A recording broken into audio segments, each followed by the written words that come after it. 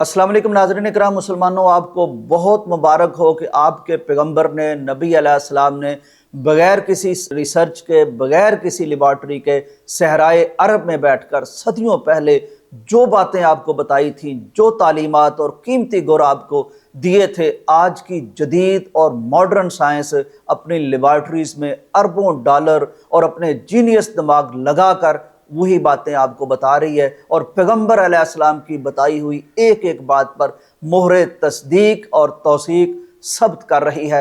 आज मैं आपको बताने लगा हूं एक जापानी साइंसदान की उस रिसर्च के बारे में जिसको देखकर नोबेल कमेटी जो है वो दंग रह गई है। दुनिया की साइंस में वो बुनियादी तौर पर उस रिसर्च को शामिल कर लिया गया है और दुनिया हैरान कर दी गई है इस रिसर्च के ज़रिए से। और ये वो रिसर्च है जापानी साइंसदान की जिसका नाम शिनोरी ओसमी है। और ये वो यानी रिसर्च है, वो साइंस है जो इन्होंने अब ढूंढी है, पैगंबर पहले ही बता गए थे। मैं आपको बताता हूँ ये सिलसिला क्या है। ये जो मैकेनिज्म दरियाफ्त किया गया है इसको ऑटोफेजी कहते हैं। ऑटोफेजी क्या है?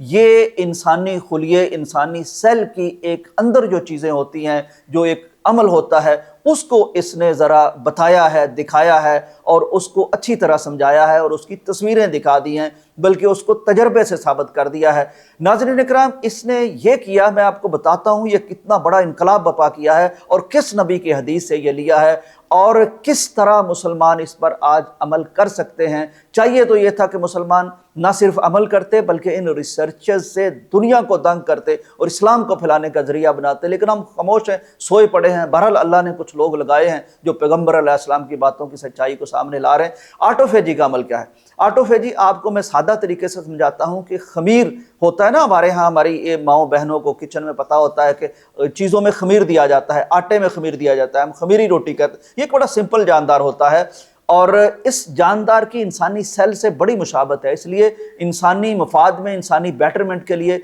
इस पर ये साइंसदान रिसर्च करते रहते हैं। चुनांचे इसने ये किया कि अपना एक खमीर को लिया, लेबॉर्ट्री में ले गया और इसने जब उसका मुशाहिदा किया तो इसको पता चला कि खमीर में और इंसानी सेल दोनों में ये होता है कि इंसानी सेल में कुछ चीज़ें कचरा होती रहती हैं, कुछ चीज़ें फारग होती रहती हैं और जब फारग होती रहती हैं तो वो अंदर जमती रहती हैं, जमा होती रहती हैं, कचरा के बैग बनते रहते हैं। इसने कहा यार ये बड़ा इंसानी जिस्म में डेड सेल फैलते जा रहे होते हैं, इंसानी जिस्म मुर्दा होता जा रहा होता है और ये बड़ा एक खराबी पैदा होती है, इंसान बूढ़ा होता जाता है। तो इसका हल क्या है? इसने खमीर पर रिसर्च जब करना शुरू की तो इसने सबसे पहले ये किया कि ये जो उसको खुराक दी जा रही थी वो इसने बंद कर दी। जब खुराक बंद कर दी तो ये हैरान रह गया ये देखकर कि माइक्रोस्कोपिक व्यू से जाहिर है ये चीज़ें देख रहा था कि जब इसने बाहर से उसको खुराक देना बंद कर दी तो उसने अपना अंदर का कचरा खाना शुरू कर दिया। अब ये बड़ी हैरान कौन बात थी। चुनांचे इसने फिर उसके जीन्स में चला गया। मैं लंबी चौड़ी बात नहीं करता क्योंकि साइंसी चीज़ें हैं, मुझे भी इसकी उस तरह से ज़्यादा समझ नहीं है और आपको भी इनमें उलझाना नहीं चाहता। बहरहाल जीन्स पर जाकर इसने ये किया कि वो जीन्स तलाश किए, वो 14 शायद मिले इसको कि जो मुअस्सर हो रहे थे। चुनांचे इसने वो जो कचरा खाने का अमल था उसको बंद कर दिया।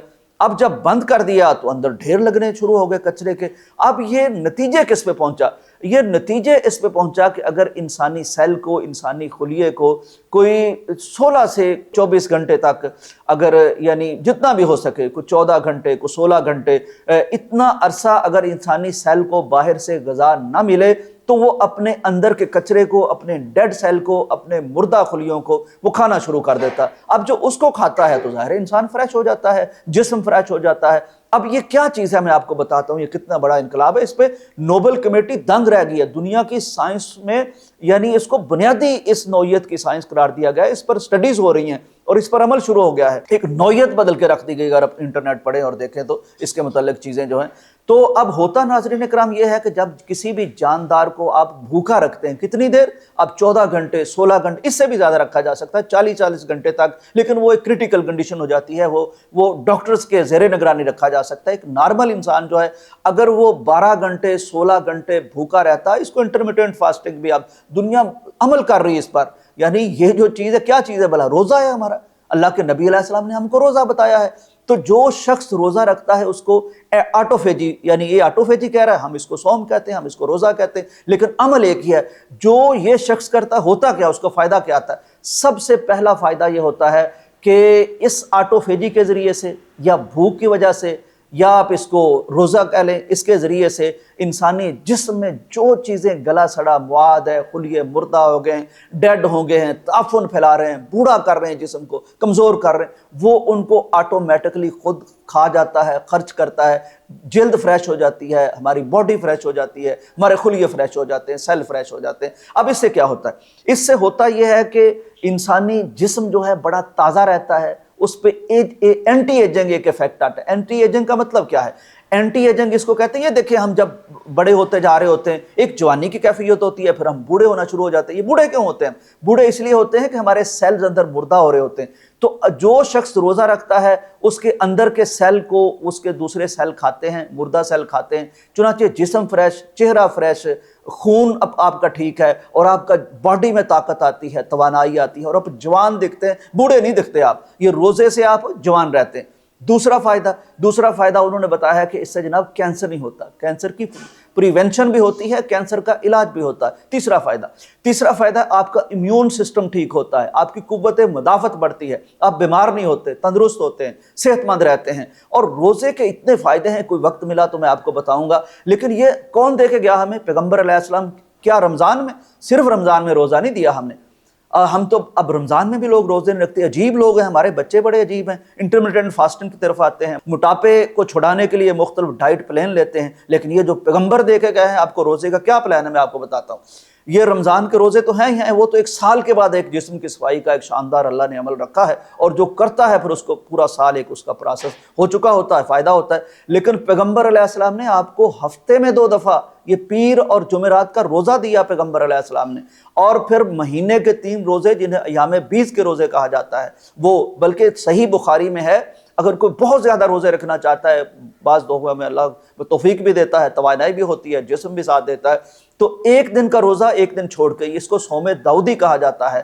یہ بیسٹ آپشن نبی علیہ السلام نے بتائی ہے اگر کوئی زیادہ روزے رکھنے چاہے۔ لیکن مجھے بتائیں آپ، اگر ہفتے میں 2 دن پیر اور جمعرات کو، اس دن اعمال بھی اللہ کے حضور پیش ہوتے ہیں، نبی علیہ السلام روزہ رکھا کرتے، اگر کوئی شخص یہ روزہ رکھتا ہے، وہ ایک ہفتے میں اس کی صفائی ہوگی جسم کی، جتنے ہفتے کے ڈیڈ سیل تھے سارے ختم ہو گئے۔